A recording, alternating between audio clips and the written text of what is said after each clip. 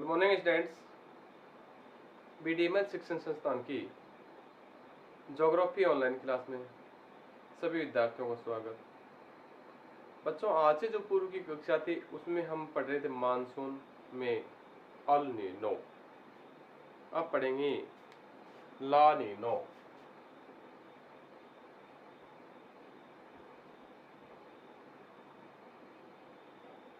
का प्रभाव। हमने अल नीनो की जो बात की थी उसमें देखा था कि अल नीनो के प्रभाव से भारतीय जो मानसून है वो काफी दुर्बल हो जाता है और उसकी स्थिति बिगड़ जाती है, वर्षा की मात्रा घट जाती है। अल नीनो की जो स्थिति थी उसमें हमने जाना कि पश्चिमी प्रशांत महासागर के पास निम्न वायुदाब और पूर्वी क्षेत्र की ओर प्रशांत महासागर में उच्च वायुदाब, या कहें दक्षिणी प्रशांत के क्षेत्र में दक्षिण अमेरिका के पेरू के तट के पास तापमान अधिक हो जाने के कारण वह वायुदाब कम हो जाता है। वायुदाब उस क्षेत्र में कम होने के कारण पवनें तटीय सागर की ओर चलना शुरू कर देती हैं, पेरू के तट की ओर चलना शुरू कर देती हैं। यानी जो पूर्वी क्षेत्र की जो व्यापारिक पवनें हैं या दक्षिण पूर्वी क्षेत्र की व्यापारिक पवनें हैं, उन व्यापारिक पवनों को वापस धकेलने की शक्ति उनमें घट जाती है और अपनी ओर आकर्षित करने की शक्ति उसमें बढ़ जाती है। इस स्थिति के कारण ही ये स्थिति बनती है कि भारतीय मानसून दुर्बल हो जाता है और दक्षिण अमेरिका के क्षेत्रों में घनघोर वर्षा होती है, बाढ़ की स्थिति बन जाती है, काफ़ी भाग तबाह हो जाता है। मछलियों के लिए प्लैंकटन नामक जो उसके लिए भोजन है वो समाप्त हो जाता है। मछलियों के उत्पादन की जो क्षमता है, शक्ति घट जाती है और साथ ही साथ वहाँ जो रेगिस्तानी क्षेत्र है, मस्तली बाग है, वहाँ हरा भरा हो जाता है। नारियल की खेती, कपास की खेती, गन्ने की खेती होने लग जाती है। वो क्षेत्र काफ़ी विकसित हो जाता है और ऑस्ट्रेलिया, इंडोनेशिया और एशियाई भागों में मानसून काफ़ी दुर्बल हो चुका होता है। यहाँ तक हमने बात की थी। इस स्थिति को पवनों का जो प्रवाह का जो संचरण है, संचरण की जो स्थिति है वो भारत की ओर प्रवाहित होने लगती है। प्रवाहित न होकर पेरू के तट की ओर प्रवाहित होती है। जैसे जैसे स्थिति बदलती है, पेरू के तट पर तापमान अधिक होता है। एक स्थिति ऐसी बनती है कि वहाँ से जो ठंडी जो धाराएं हैं वो पूर्वी दक्षिण पूर्वी भाग की ओर, दक्षिण पूर्वी व्यापारिक पवनों की ओर आ जाती हैं और वो भाग वहाँ से एक स्वतंत्र स्थिति में हो जाता है। यानी उसके ऊपर का जो दबाव है वो हट जाता है और दबाव हट जाने के कारण उस भाग से वाष्पीकरण की स्थिति होती है। वाष्पीकरण की स्थिति के बाद संघनन की स्थिति होती है और धीरे धीरे वो भाग ठंडा हो जाता है और वहाँ वायुदाब जो पवनें हैं वहाँ की आदत लिए हुए वो दक्षिण पूर्वी व्यापारिक पवनों की तरफ आ जाती हैं और उस क्षेत्र में उच्च वायुदाब बन जाता है। हिंद महासागरीय क्षेत्र की ओर आ जाते हैं और यहाँ से उच्च वायुदाब होता है और भारत के जो क्षेत्र है, एशियाई भाग है, यानी प्रायद्वीपीय भारत है या फिर कहीं भारतीय उपमहाद्वीप जो भाग है वो विकसित हो जाता है। उस क्षेत्र में निम्न वायुदाब हो जाता है। दक्षिण पश्चिम मानसून भारत की ओर प्रवेश करना शुरू कर देता है।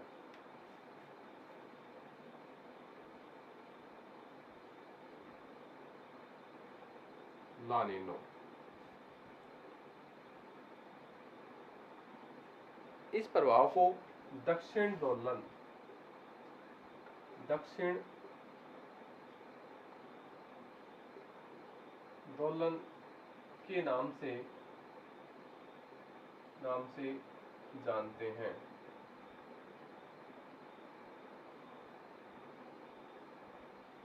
दक्षिण जो दोलन की स्थिति है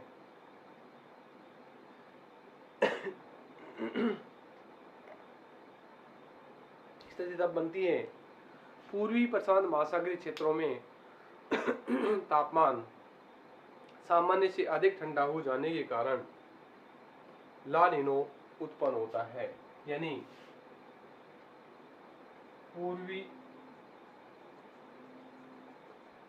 प्रशांत महासागर में तापमान सामान्य से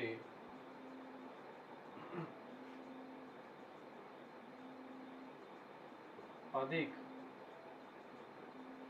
ठंडा हो जाने के कारण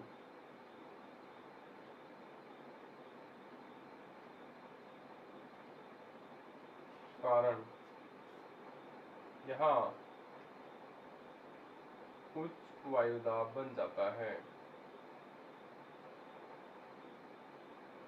बन जाने के कारण वायुदाब में अंतर बनता है, जिसे दक्षिणी दोलन के नाम की स्थिति को जानते हैं, और ये व्यापारिक पवनों के लिए काफी महत्वपूर्ण है। ये व्यापारिक पवनों के लिए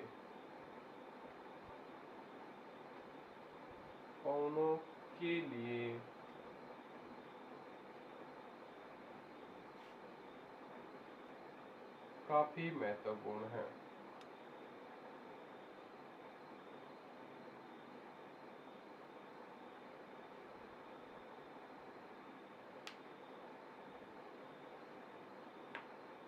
ये थी अल नीनो की स्थिति।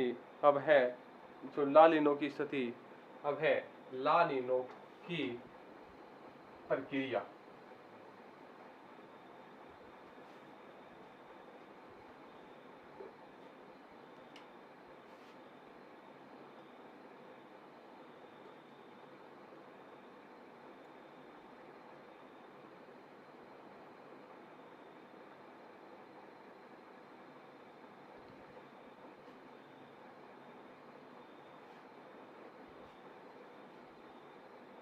ला नीनो की जो प्रक्रिया है उसमें जाना कि पश्चिम प्रशांत महासागर के गर्म पानी पर सतह का दबाव कम हो जाने के कारण वाष्पीकरण की स्थिति बन जाती है। कहें कि पश्चिमी प्रशांत महासागर पर गर्म पानी के ऊपर का दबाव कम हो जाने पर वहाँ वाष्पीकरण की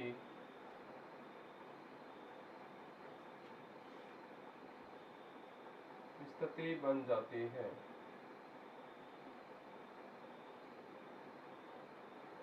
वाष्पीकरण की स्थिति इस क्षेत्र में बन जाती है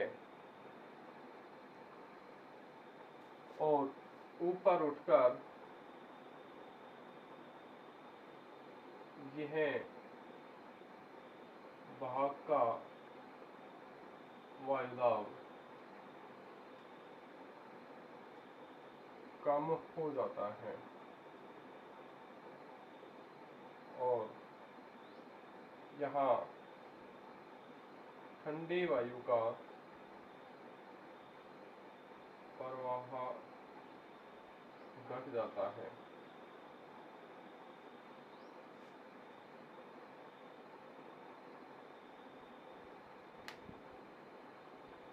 और यहाँ से जो ठंडी वायु है तो पूर्वी प्रशांत के भाग में जाकर उतर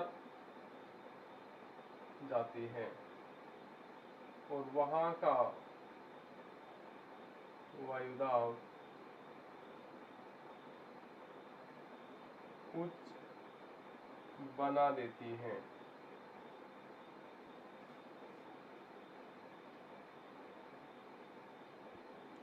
और उन क्षेत्रों में पश्चिमी भाग में निम्न, पश्चिम भाग में निम्न व पूर्वी भाग में उच्च वायुदाब के कारण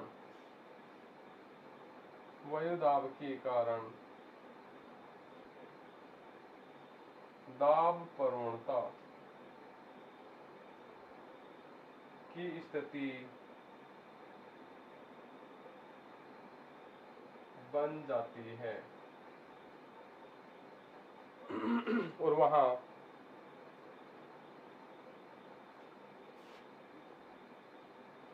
वाताग्र बनने शुरू हो जाता है और चक्रवात की उत्पत्ति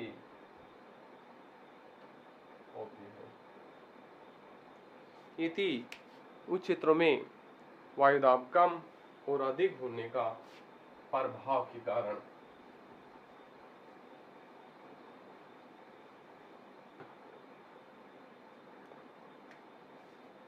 स्थिति ये बनती है कि ये जैसे पूर्वी भाग है,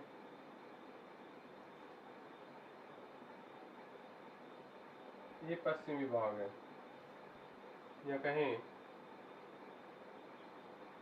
ये पश्चिमी भाग और ये पूर्वी भाग,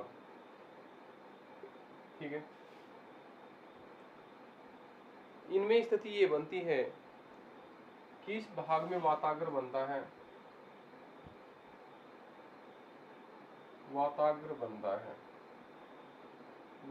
बनने के कारण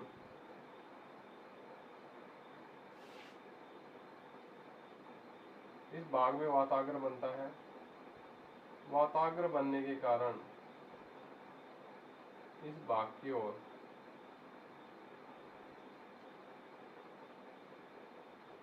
पवनें चलती हैं और चलते हुए यहाँ से इस भाग में वाष्पीकरण होता है, वाष्पीकरण होने के कारण ये संघनन होता है, संघनन होने के कारण ये पुनः स्थिति बन जाती है। ये जो जलीय भाग है ये पूरी भाग की तरफ प्रवाहित हो जाते हैं और यहाँ से जल की गति है, जल की गति बनती रहती है। ये स्थिति बनती है और ये चक्रवात का निर्माण कर देती है।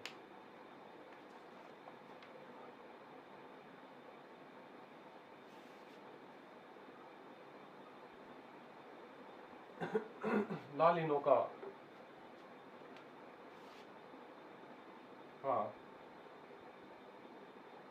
भारतीय मानसून पर प्रभाव।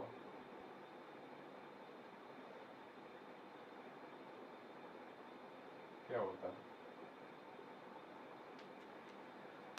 जब लानिनो की स्थिति बन जाती है तो भारत में मानसून अत्यधिक प्रभावित होता है, सामान्य मौसम की स्थिति बदल जाती है और कुछ तटवर्ती क्षेत्रों में शीत क्षेत्रों में भी आर्द्रता बना देती हैं और भारत के जो उपमहाद्वीपीय जो भाग है इस भाग में घनघोर वर्षा होती है और अत्यधिक भाग आर्द्रता से परिपूर्ण हो जाता है और इसी के साथ साथ इंडोनेशिया और ऑस्ट्रेलिया में भी यही स्थिति बनती है।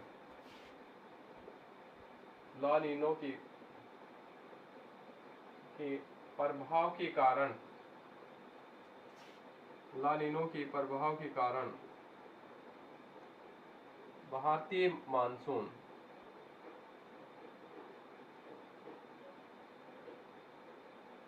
सक्रिय हो जाता है,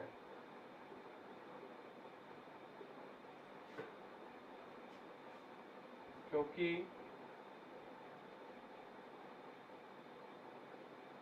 पेरू के तट पर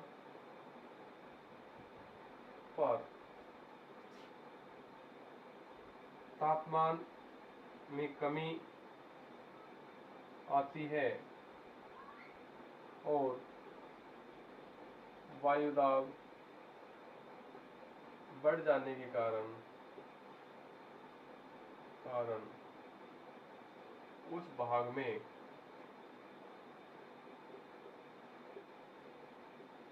दक्षिण पूर्वी व्यापारिक पवनों को एशिया या भारतीय उपमहाद्वीप की ओर